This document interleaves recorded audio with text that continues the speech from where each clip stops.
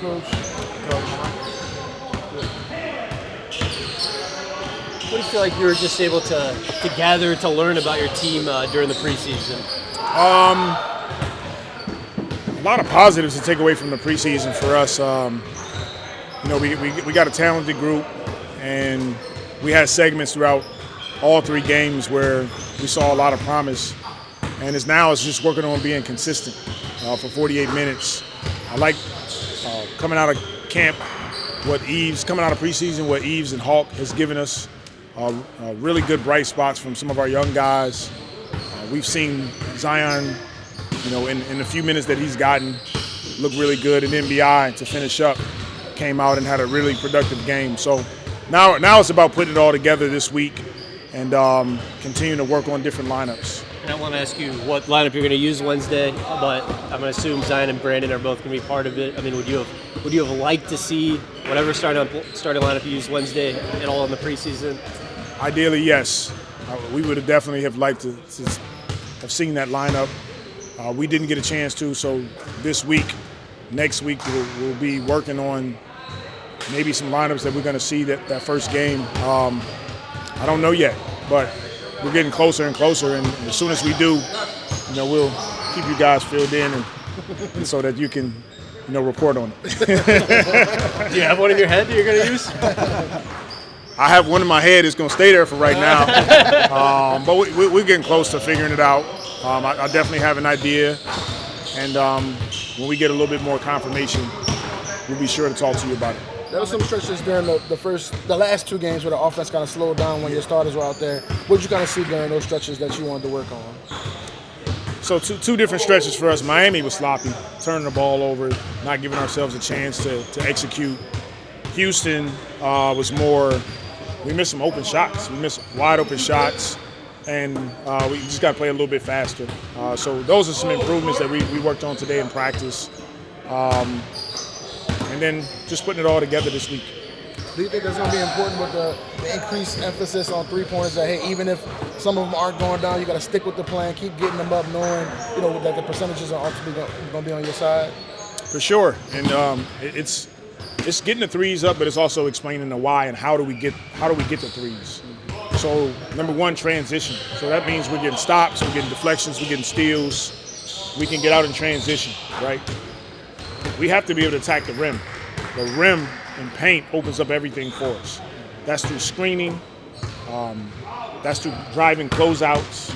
And so that opens up the 43s for us. So it won't be just shoot 43s because you touch the ball. It's like get the dominoes falling first with transition, with screening, with pick and roll, with drives.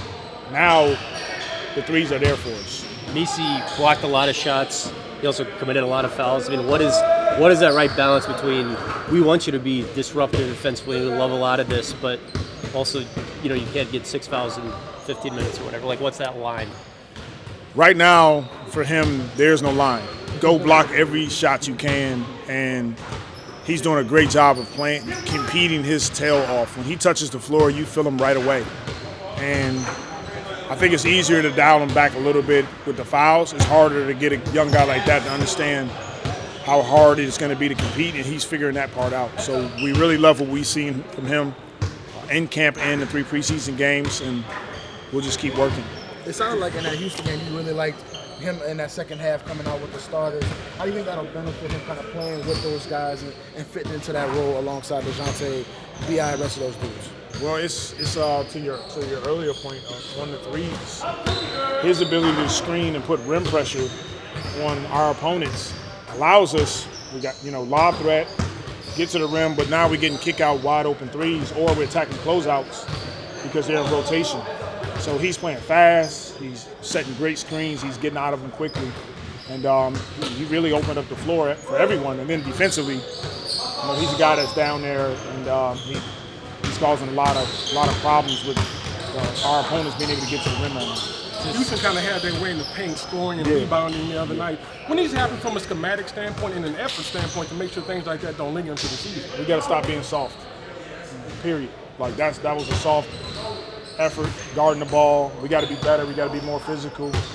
We showed it today in film, and now it's about continuing to hammer home those concepts and bullet points. Willie, how much does a lack of cohesion offensively stem from just lack of chemistry? I imagine that a lot of the guys were there playing in Nashville, right? So it probably maybe even look better on the practice court than it has in the games because you've been missing a key guy or two every game so far. Yeah, I mean, that plays a factor into it. But look, it's the NBA. It's not a lot of time to make excuses. You know, when we have a guy or two that's out, that's an opportunity for someone else on our team. And you have to relish those opportunities. That can be 8 minutes, 10 minutes, 20 minutes, whatever it is. We just have to be prepared to go out and execute time and time again. Just following up on your points about Messi and how much pressure that he's putting on the rim. Some of that reminded me of the stuff y'all ran in Phoenix with Chris and DeAndre and Cam and Mikal, just dive into the rim, but pulling that weak side defender, open up those kickouts. Do you find some of those similarities from that team as well?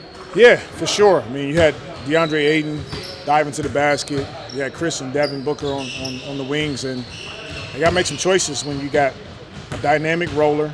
You got guys that get to the basket, and you got guys that can knock down shots. That's a tough combination to guard. And unrelated to that, last year you guys were pretty high up there when it came to picking up opponents in the backcourt. You guys applied a lot of full court ball pressure, or just a lot of ball pressure. Why is it important for you to have such a high pickup point? Well, what it does is it prevents teams from getting into their offense early in the shot clock. And so now they're starting their first initial action with hopefully 15, 14 seconds. There's less options that they can get to in their offense. And it plays into our hands to try to pick up full, cause havoc on their ball handlers to try to take them out of their sets. And you talk about defense flowing into offense all the time. Did you notice when you're having those high pickup points that you're also, on the flip side, getting into your offensive sets quicker because maybe there's a guy that's closer to the other side? For sure. I believe it's a direct correlation. And it sets the tone. It sets the tone defensively for us.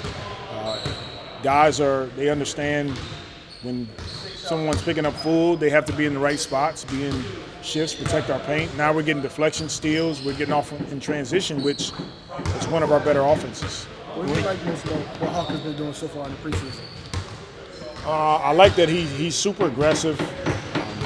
This is his second season, so he's feeling more confident, more comfortable. He's doing a great job with our strength staff. He's gotten stronger. And defensively, he doesn't need to be a defensive stopper, but being in the right spots so that collectively all his teammates know how to protect around him. And he's having a really good camp in 3 preseason games, and we want that to carry forward. Well, when you look at this roster overall, it feels like you've got at least 4 20-point scorers, right, based on what they've done previously, and maybe even potentially 2 more in Trey and Hawk. Do you feel like that the offense has to be a strength for you guys this season? We would like it to be, for sure. We would like our offense to be better, to improve. It's going to take some sacrifice, too, from all of our guys to understand that, one night it'll be your night, some other nights it may be somebody else's, but just stick with it. Be a team that's willing to pass the ball and create for each other, and it'll be a lot of fun if we can play that way.